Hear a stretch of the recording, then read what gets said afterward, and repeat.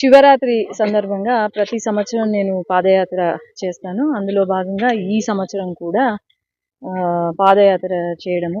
మామూలుగా అయితే పాదయాత్ర ఉగాది సమయంలో, శివరాత్రి సమయంలో కర్ణాటక, మహారాష్ట్ర, తెలంగాణ, ఆంధ్ర మన రాష్ట్రం నుండి కూడా భక్తులు పాదయాత్రగా శ్రీశైలం చేరుకుంటారు.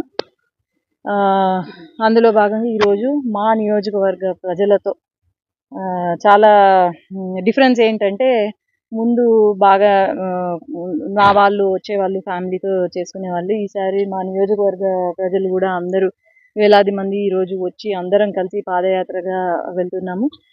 నంద్యాల కాన్స్టిట్యున్సీలో ఉన్న ప్రజలు ప్రతి ఒక్కరు కూడా మంచి ఆరోగ్యంతో అంతా మంచి జరగాలని కోరుకుంటూ ఈరోజు పాదయాత్ర చేయడం జరిగింది.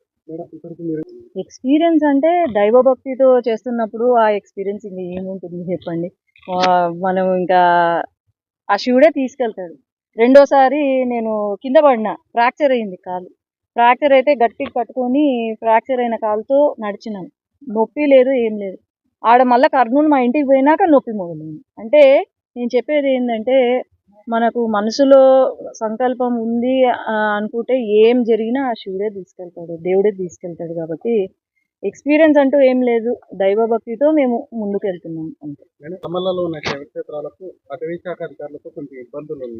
ఆ ఇబ్బందులు ఏవైతే ఉన్నాయో నేను ఖచ్చితంగా ఇప్పుడు నెక్స్ట్ టైం మీటింగ్ పెట్టి నేను కొన్ని ఇబ్బందులు ఉన్నా కూడా వెంటనే నేను అది అధికారులకు చెప్పడము, దాన్ని రెక్టిఫై చేయడము, కలెక్టర్ గారు వెంటనే రెస్పాండ్ అయ్యి ఇది తప్పు జరుగుతున్న దగ్గర వెంటనే కలెక్టర్ గారు రెస్పాండ్ కావడము జరిగింది.